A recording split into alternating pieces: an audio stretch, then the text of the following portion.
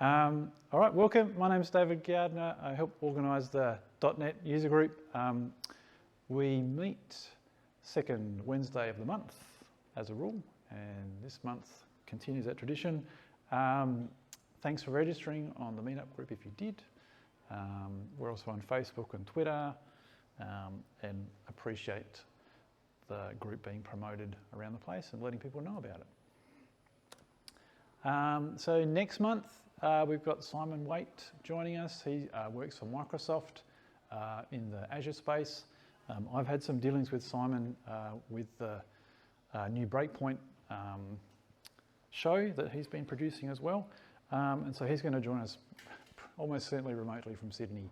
But looking forward to him presenting to us. And then in September, we've got the rescheduled talk from Paul Usher. Blazor, WebAssembly, something else I think he was going to talk about too.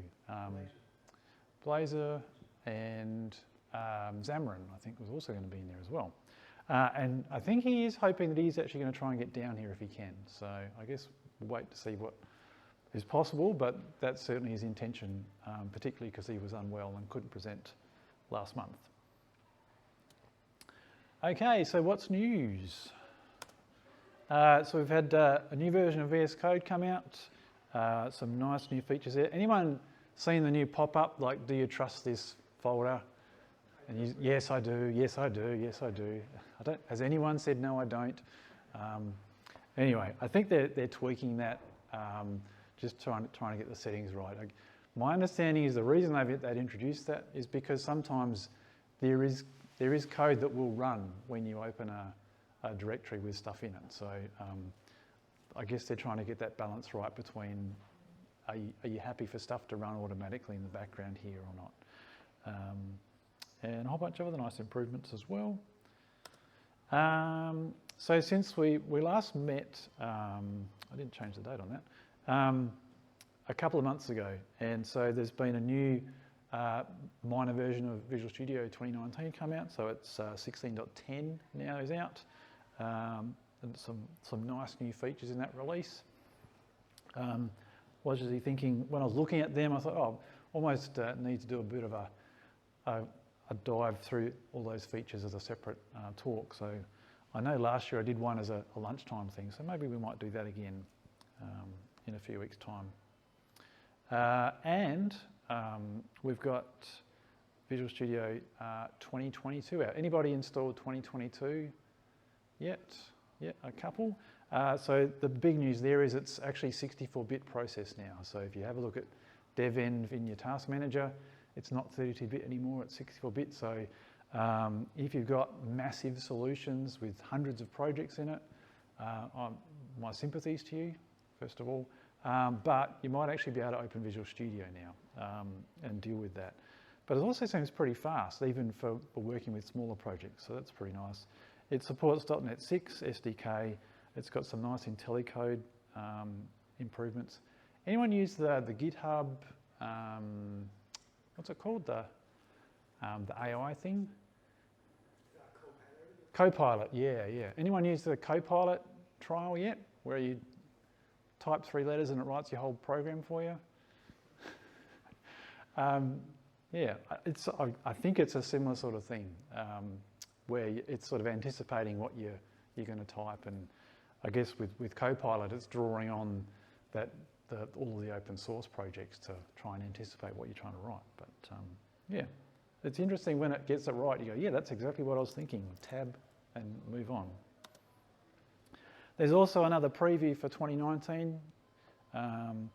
Probably less features going to be in that. I don't know if this is going to be the last of the 16 releases. I guess 2022, I'm assuming that's going to come out probably November timeframe along with .NET 6.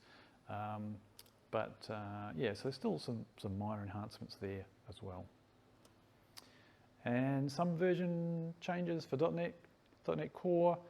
So we're up to Preview 5 for .NET 6, and some minor updates for .NET 5 and .NET Core 3.1. No changes for .NET Core 2.1, And that actually goes out of support in August. So next month will probably be the last month for updates for .NET Core 2.1. So keep that in mind. Just a reminder about the 30 days to learn. So if you want to get 50% off a Microsoft exam, basically you've got 30 days to work through one of these learning paths, and at the end of that you'll get a discount token if you want to take one of the exams. So if you've never done one of those before, or you're interested in taking an exam, then working through that free content might be a nice way to save a bit of money and get a certification out of that. And we don't just have to rely on a lovely photo. We've actually got Simon in the person here, and welcome to Adelaide. Yeah, so it's good to have you here. We don't have to worry about whether you can come over the border or not anymore. So it's importantly, I bought a new jacket, so I'm not wearing the same one as in the photo. Moving up in so many aspects. Oh, it's actually I woke up this morning and thought about it. So paranoid. Just forget about it and just accidentally wearing it. Yeah, but we do thank Encode Talent for supporting the group. They've brought along the nourishment that we can enjoy after the meeting tonight, and we also do encourage you, if you're looking for new staff or if you're looking for a new start somewhere else, have a chat to Simon later on.